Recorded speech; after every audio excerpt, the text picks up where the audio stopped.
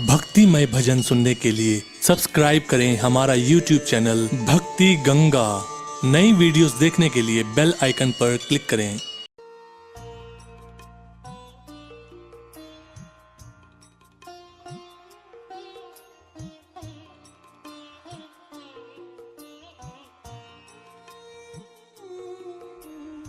सोमवार व्रत की कथा।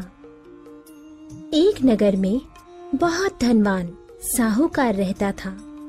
उसके घर में धन की कमी नहीं थी, परंतु वह बहुत दुखी था क्योंकि उसके कोई पुत्र नहीं था। वह इसी चिंता में दिन रात दुखी रहता था। पुत्र की कामना के लिए वह प्रत्येक सोमवार शिव जी का व्रत और पूजन किया करता था तथा सायंकाल मंदिर जाकर शिव जी के सामने दीपक जलाया करता था। उसके इस भक्ति भाव को देखकर एक समय माता पार्वती ने शिव जी महाराज से कहा, महाराज, यह साहूकार आपका अनन्य भक्त है। सदैव आपका व्रत और पूजन बड़ी श्रद्धा से करता है। आपको इसकी मनोकामना पूर्ण करनी चाहिए। शिव जी ने कहा, हे पार्वती, यह संसार कर्म क्षेत्र है। किसान खेत में जैसा बीज बोता है वैसी ही फसल काटता है। उसी तरह मनुष्य इस संसार में जैसा कर्म करते हैं वैसा ही फल भोगते हैं।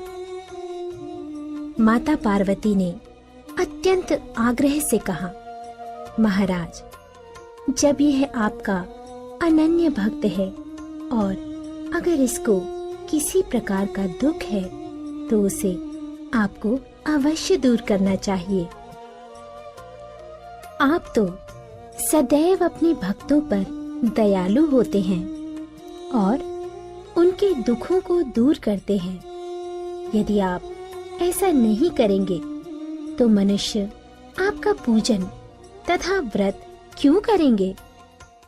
माता पार्वती का ऐसा आग्रह देख शिव जी कहने लगे, हे पार्वती, इसकी कोई पुत्र नहीं है। इसी चिंता में यह अति दुखी रहता है। इसके भाग्य में पुत्र ना होने पर भी मैं इसको पुत्र की प्राप्ति का वर देता हूँ, परंतु वह पुत्र केवल 12 वर्ष तक जीवित रहेगा। इसके पश्चात वह मृत्यु को प्राप्त हो जाएगा। इससे अधिक मैं इसके लिए नहीं कर सकता। माता पार्वती और भगवान शिव का ये वार्तालाप साहूकार सुन रहा था। इससे उसको ना ही कुछ प्रसन्नता हुई और ना ही कुछ दुख हुआ। वह पूर्व की तरह शिव जी का व्रत और पूजन करता रहा। कुछ समय बाद साहूकार की स्त्री गर्भवती हुई और 10वें महीने उसके गर्भ से अति सुंदर पुत्र उत्पन्न हुआ। साहूकार के घर में बहुत खुशी मनाई गई, परंतु साहूकार तो यह जानता था कि उसकी केवल 12 वर्ष की आयु है, इसलिए उसने अधिक प्रसन्नता प्रकट नहीं की और ना ही किसी को ये भेद ही बताया। भक्तों, जब वह बालक 11 वर्ष का हो गया तो बालक की माता ने उसके पिता से उसका विवाह करने के लिए कहा। साहूकार ने कहा, अभी मैं इसका विवाह नहीं करूंगा। मैं अपने पुत्र को काशी पढ़ने के लिए भेजूंगा।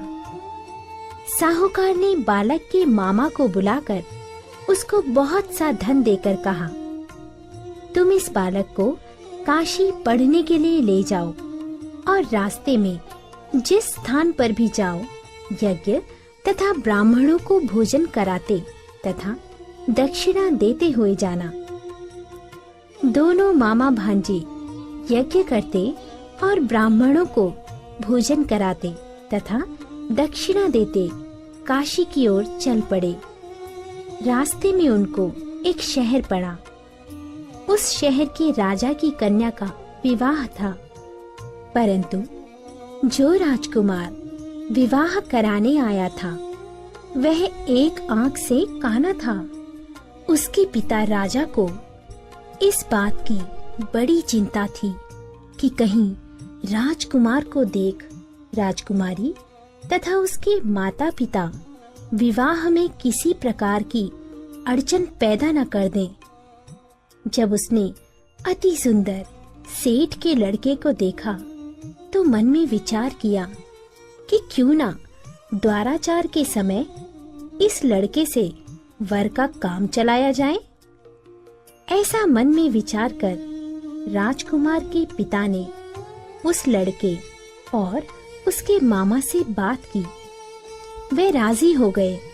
फिर उस साहूकार के लड़के को वर के कपड़े पहनाकर तथा घोड़ी पर बैठाकर कन्या के द्वार पर ले गए।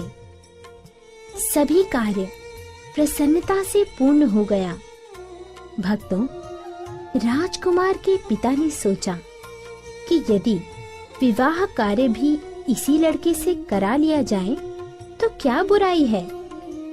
ऐसा विचार कर लड़के और उसके मामा से कहा, यदि आप फेरों और कन्यादान के काम को भी करा दें तो आपकी बड़ी कृपा होगी। मैं इसके बदले आपको बहुत सारा धन दूंगा। दोनों ने इसे सहर्ष स्वीकार कर लिया और विवाह कार्य भी बहुत अच्छी तरह से संपन्न हो गया। सेठ का पुत्र जिस समय जाने लगा तो उसने राजकुमारी की चुनरी के पल्ले पर लिख दिया, तेरा विवाह मेरे साथ हुआ, परंतु जिस राजकुमार के साथ तुमको भेजेंगे वह एक आंख से काना है। मैं काशी जी पढ़ने जा रहा हूँ। सेठ के लड़के के जाने के पश्चात राजकुमारी ने जब अपनी चुनरी पर ऐसा लिखा हुआ पाया तो उसने काने राजकुमार के साथ जाने से मना कर दिया।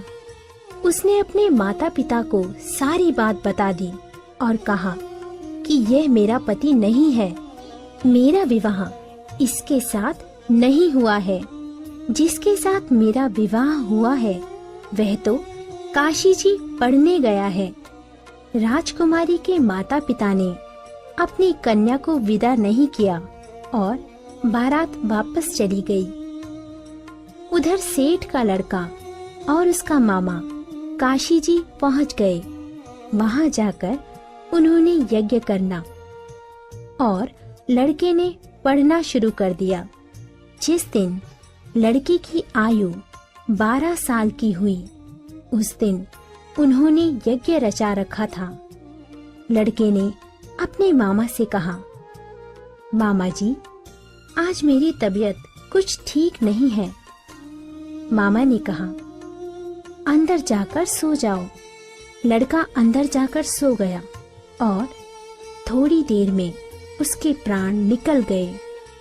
जब उसके मामा ने आकर देखा कि उनका भांजा मृत पड़ा है तो उनको बड़ा दुख हुआ। उन्होंने सोचा कि अगर मैं अभी रोना पीटना मचा दूंगा तो यज्ञ का कार्य अधूरा रह जाएगा। अतः उसने जल्दी से यज्ञ का कार्य समाप्त कर ब्राह्मणों के जाने के बाद रोना पीटना शुरू कर दिया। संयोगवश उसी समय शिव पार्वती उधर से जा रहे थे। जब उन्होंने जोर जोर से रोने की आवाज सुनी तो पार्वती जी कहने लगी, महाराज, कोई दुखिया रो रहा है, इसके कष्ट को दूर कीजिए। जब शिव पार्वती वहां पहुंचे तो उन्होंने पाया कि वहां एक लड़का मृत पड़ा था। माता पार्वती कहने लगी, महाराज, ये तो उसी सेठ का लड़का है जो आपके वरदान से उत्पन्न हुआ था।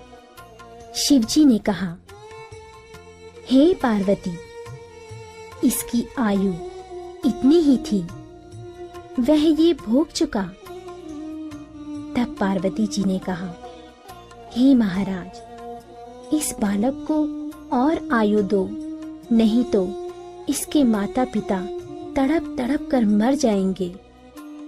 माता पार्वती के बार बार आग्रह करने पर शिव जी ने उसको जीवन का वरदान दिया। शिव जी की कृपा से वह लड़का जीवित हो गया।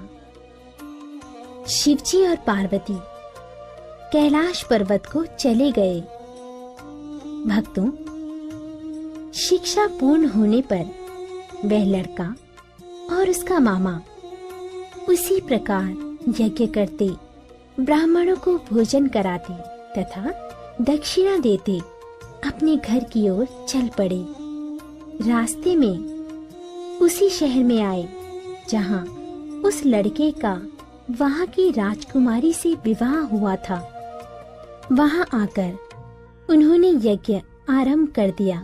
उस लड़के के ससुर वहां के राजा ने उसको पहचान लिया और महल में ले जाकर उसकी बहुत आव भगत की।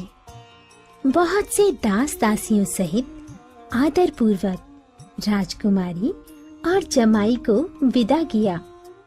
जब वे अपने शहर के निकट आए तो मामा ने कहा कि मैं पहले तुम्हारे घर जाकर तुम्हारे माता पिता को खबर कराता हूँ। जब उस लड़के का मामा घर पहुँचा तो लड़के के माता पिता घर की छत पर बैठे थे।